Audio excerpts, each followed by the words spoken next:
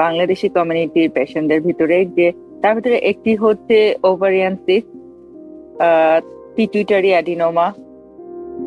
এবং এই সিচুয়েশন গুলো কিন্তু আসলে আগে থেকে বুঝতে পারলে প্রপার ট্রিটমেন্ট করে ওভারকাম করা পসিবল।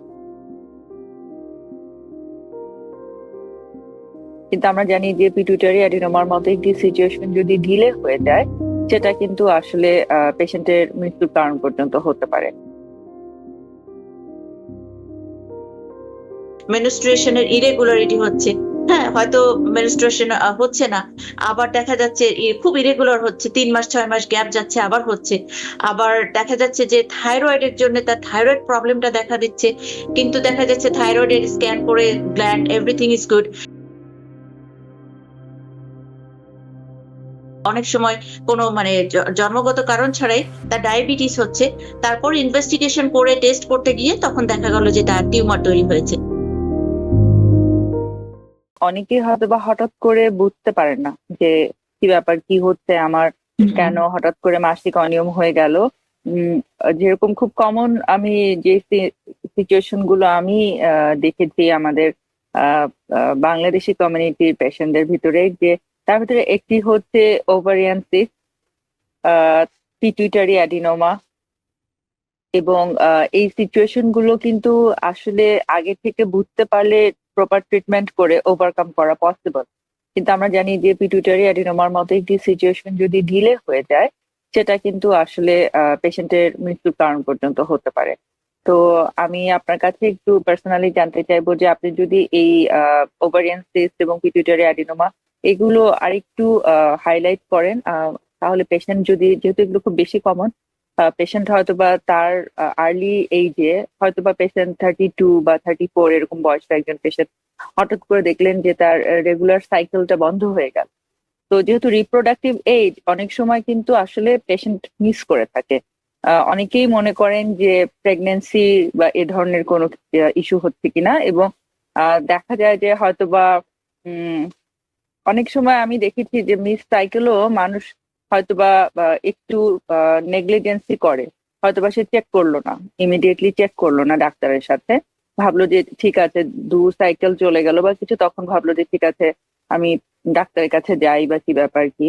মানে প্রেগনেন্সি টেস্ট নেগেটিভ আসার পরেও কিন্তু অনেক সময় মানুষ সিরিয়াসলি নেয় না, এবং এটা যদি পিটুইটারি মাইক্রোঅ্যাডিনোমার মতো একটা সিরিয়াস কোনো সিচুয়েশন হয়ে থাকে, যেটা আর্লি স্টেজে আসলে ডায়াগনোসিস হলে মেডিকেশন ট্রিটমেন্ট দিয়ে কিন্তু রিকভার করা পসিবল, বাট ডিলে হয়ে গেলে কিন্তু আমরা জানি যে এটা আমাদের মৃত্যুর কারণে হতে পারে। সে কারণে বলবো যে আপনি যদি আবার এই স্পেসিফিক টপিক গুলো একটু বলেন, আমার মনে হয় যে দর্শকরা যদি শুনে বারবার, তাহলে তারা বুঝতে পারবে যে আসলে ব্যাপারটা কিন্তু অনেক সিরিয়াস, এবং অ্যাট দ্য সেম টাইম পেশেন্টের একটু সচেতনতাই কিন্তু আসলে তার জীবন রক্ষার মতো একটি বড় ভূমিকা পালন করতে পারে। আপনার সঙ্গে আমি সম্পূর্ণ একমত। হ্যাঁ, সামান্য নেগলিজেন্সি থেকে কিন্তু অনেক কিছু ওটা মেজর একটা প্রবলেমে চলে যেতে পারে।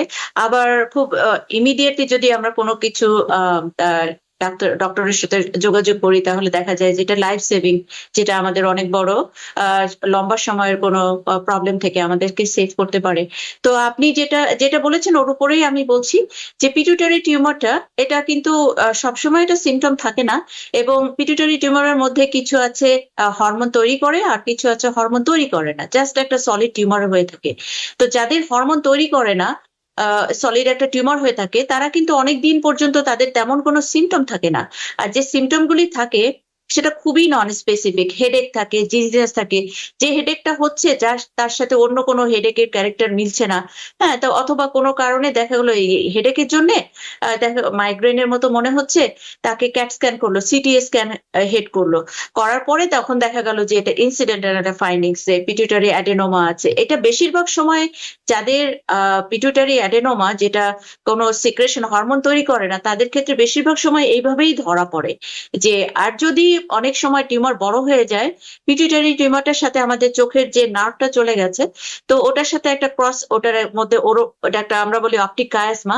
তো ওই জায়গাটাতে টিউমারের খুব কাছাকাছি পিটুইটারি অ্যাডেনোমা, যেটা পিটুইটারি যে গ্ল্যান্ডটা, সে তার কাছাকাছি থাকে। তো ওটা অনেক সময় প্রেসার পড়ার জন্য চোখের প্রবলেম হয়, চোখের দৃষ্টিশক্তির প্রবলেম হয়, তখন আবার ডক্টরের সাথে শরণাপন্ন হয়ে দেখা গেল যে তার টিউমার হয়েছে। আর যাদের সিক্রেটরি মানে যে হরমোন রিলিজ করে যে টিউমার, তাদের অতি আর্লি স্টেজে তাদের ধরা পড়ে। এখন ওটা ডিপেন্ড করে যে কোন ধরনের হরমোন পিটুইটারি তৈরি করছে, তার উপরে তার থাইরয়েড প্রবলেম ধরা হতে পারে। বেশিরভাগ ক্ষেত্রে হরমোনাল প্রবলেম। তার মধ্যে একটা হচ্ছে, প্রথম হচ্ছে যে মেনস্ট্রুয়েশনের ইরেগুলারিটি হচ্ছে। হ্যাঁ, হয়তো মেনস্ট্রুয়েশন হচ্ছে না, আবার দেখা যাচ্ছে খুব ইরেগুলার হচ্ছে, 3 মাস 6 মাস গ্যাপ যাচ্ছে আবার হচ্ছে। আবার দেখা যাচ্ছে যে থাইরয়েডের জন্য তার থাইরয়েড প্রবলেমটা দেখা দিচ্ছে, কিন্তু দেখা যাচ্ছে থাইরয়েডের স্ক্যান করে গ্ল্যান্ড এভরিথিং ইজ গুড, কিন্তু থাইরয়েডের প্রবলেম আছে। অথবা দেখা যাচ্ছে তার খুব আর্লি স্টেজে অনেক সময় কোনো মানে জন্মগত কারণ ছাড়াই তার ডায়াবেটিস হচ্ছে, তারপর ইনভেস্টিগেশন করে টেস্ট করতে গিয়ে তখন দেখা গেল যে তার টিউমার তৈরি হয়েছে। এবং যদি কারো টিউমার এরকম হয়ে থাকে, আমার মানে আমি আমার প্র্যাকটিক্যাল এক্সপিরিয়েন্স থেকেই বলছি যে নাম বলা ঠিক হবে না, যেহেতু এটা মানে হিপা ভায়োলেশন হবে। তো আমি জাস্ট পেশেন্ট হিসেবেই বলছি, যখন তার তেমন কোনো সিমটম ছিল না, মাথা ব্যথা ছিল, হ্যাঁ, তো তখন আবার তাকে ওই যে যখন নিউরোলজি দেখানো হলো, তো সিটি স্ক্যান করে দেখা গেল তার একটা টিউমার।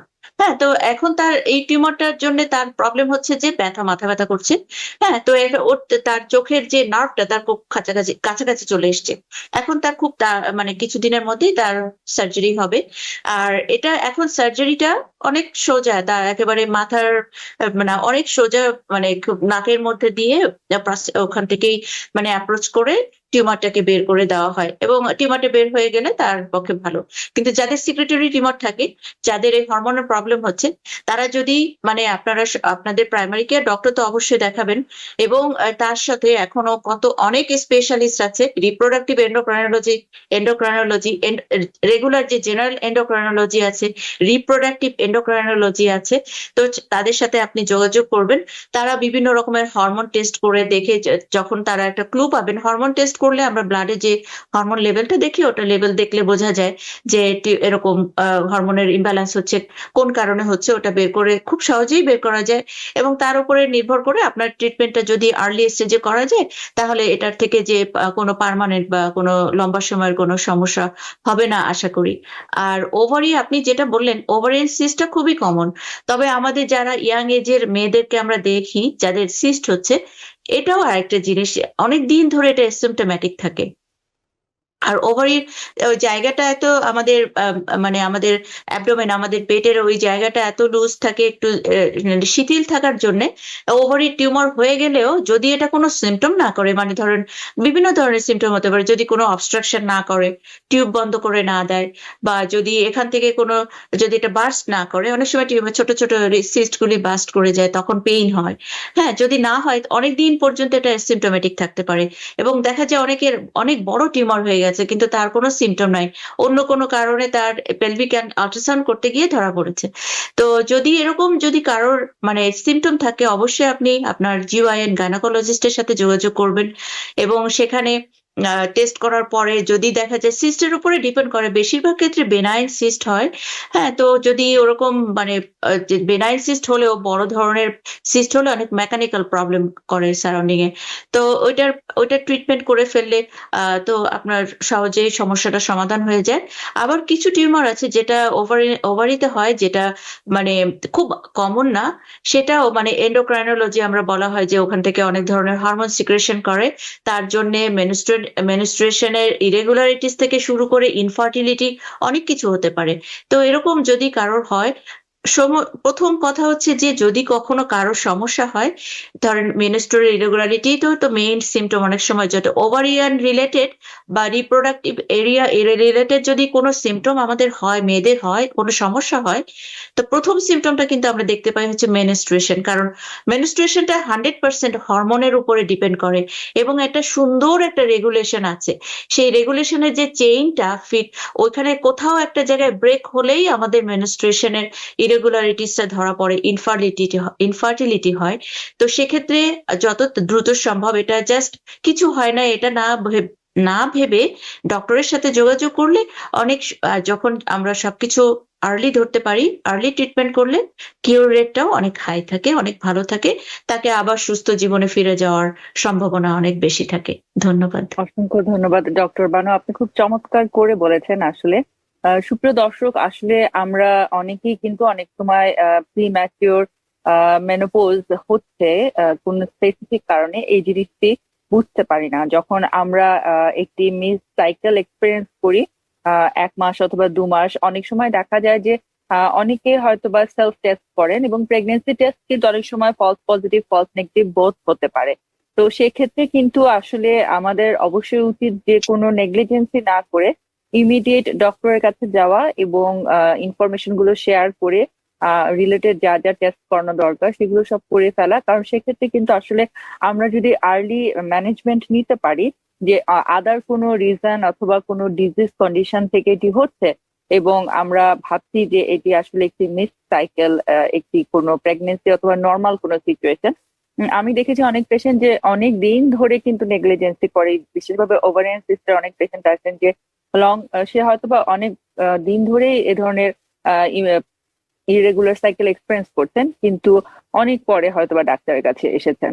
তো এর ধরনের বিহেভিয়ার না করে আমরা যদি আসলে ইমিডিয়েট স্টেপ নেই এবং কনফার্ম করতে পারি যে আসলে সিচুয়েশনটি কি, তাহলে কিন্তু আমরা ডিজিজ রিলেটেড সিচুয়েশন গুলো অনেক আর্লি ম্যানেজমেন্ট করে আমরা এই সিচুয়েশনটিকে রিকভার করতে পারবো। নিউ ইয়র্ক থেকে সম্প্রচারিত TVN 24 টেলিভিশন, বিশ্বজুড়ে বাঙালির কণ্ঠস্বর।